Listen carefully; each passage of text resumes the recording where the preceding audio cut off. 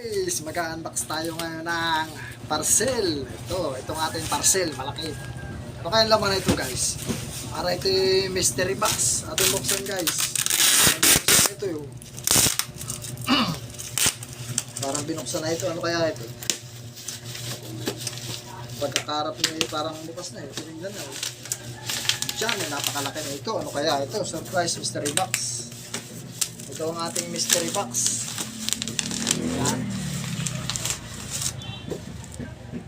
Kaya naman itong box nito, napakalaki. Yan.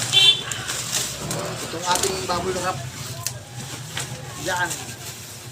Ito na siya guys. Suspense. Yan siya. Anong laman ito? Yan. Ano kayang mahiwagang laman itong box na to? Oops!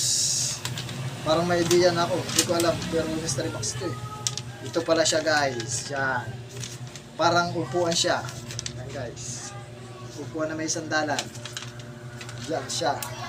Buksan na natin guys. Yan. Yan.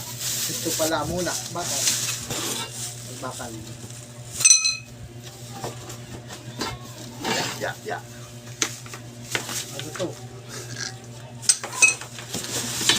May bakal pa rin. Yan guys. At merong sandalan. Ito pa na kanya sandalan. Sandalan niya. Laki. Wow, ay maganda itong sandalan. Maganda sandalan ito. Malambot. Talaga. Komportable ang aking likod dito. Hawak. Lumabas na daw si Bulilit. Ito yung kanyang upuan guys. Ating i-symbol pa. Okay na. Yan guys, tapos na yung ating upuan. Ay upuan na tayo. Ay ating symbol kanina. Ito yung laman ng ating mystery box.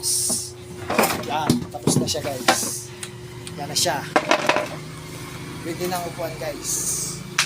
Yan. Wow, komportable.